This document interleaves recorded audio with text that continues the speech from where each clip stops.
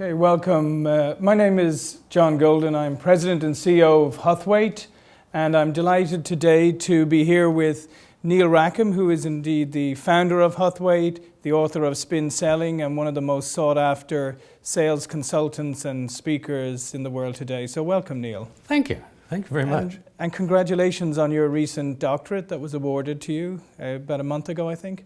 Oh, yes. With a funny hat and silly robes and things. It was wonderful. So as you travel around the world extensively, you're making speeches and talking to people, what are some of the messages that you're hearing and the things that you're hearing from business leaders that are similar regardless of where you go?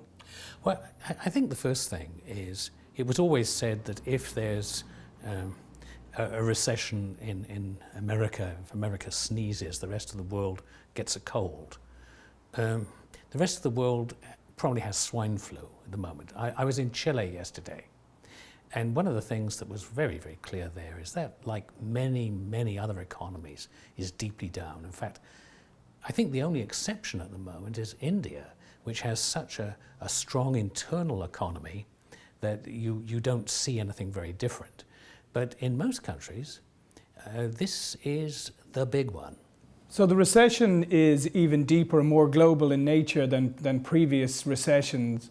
So is your advice about selling in hard times the same, or has it changed for this particular recession? I think there are some differences, but fundamentally, good selling is good selling. So it doesn't matter too much whether we're talking about good times or bad. In bad times, you just have to be more skillful. You have to be more focused, and yet those are exactly the same things which would help you in good times as well. So a lot of people are obviously suffering from acute price pressure, as they always do when markets turn down. And obviously it's even more acute this time around. So what advice would you have for people to mitigate against that price conversation? Well, I think we can learn a lot from what happened in the last big global recession, which was in the 1980s. There, most companies felt that the real issue was price. They were being pressured by customers on price, price, and price. There was one company worldwide which stood out against that, and that was IBM. IBM products in the 80s were underfeatured and overpriced. And where competitors were making cuts of something like 30%, IBM actually increased prices on key lines. Because what IBM sold was not price, but safety. I mean, you may remember the old marketing slogan of IBM in the 80s was, nobody ever got fired for choosing IBM. That's about safety, it's not about price. The result was that whereas competitors cut and went out of business, no one's heard today of Burroughs, Unisys, or DEC. Major companies have all gone. IBM increased its margins, increased its profitabilities, and had some of its best years in history because what it sold was safety, not price. So essentially, in hard times, people would rather make the safe decision than the cheap decision. And we have to train our salespeople to be able to project the idea that we are the safe pair of hands. If you can do that, you can really survive. Are there any specific mistakes that you see salespeople making, particularly in this market? The first one is that in any sale, there's some element of negotiation, as Huthwaite knows full well with all the work you do in the negotiating area.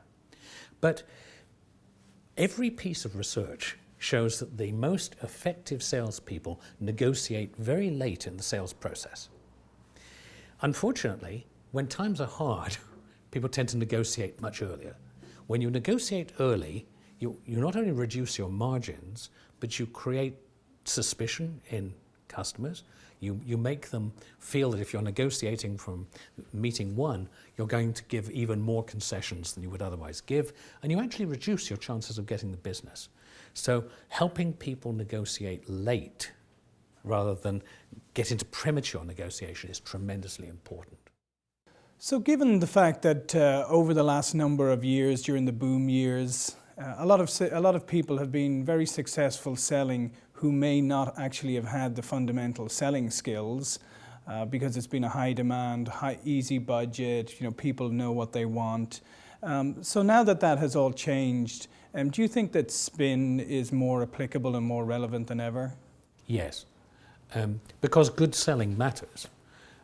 There were so many people, the people who I call talking brochures, who thought their job was just go out and show what a great product we had.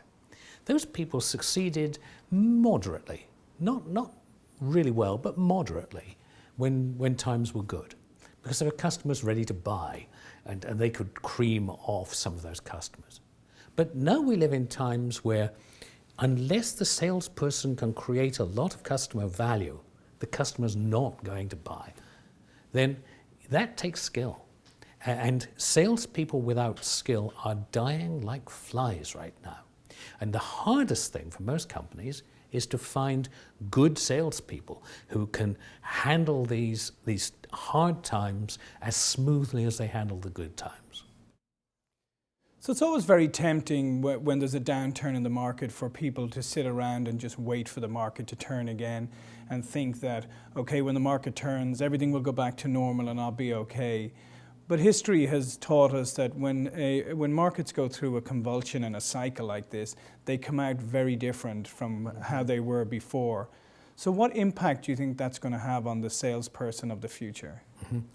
I think there are two things. One is this recession is not just going to go away. All the indicators I see as I travel around the world is it's at the least going to be a slow recovery and a rather long recovery.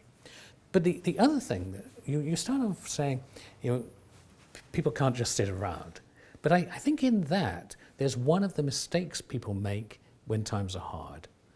And that is, when times are hard, people get active, they get energetic, they knock on more doors, they try to open up more opportunities. It seems the right thing to do. But the evidence is that that's not what the best people do. That the people who are most successful are the ones who focus.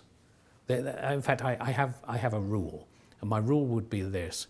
If you wouldn't chase a piece of business in good times, never chase it in bad times.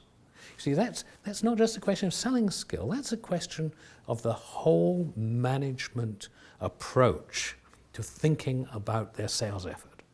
Don't go for activity.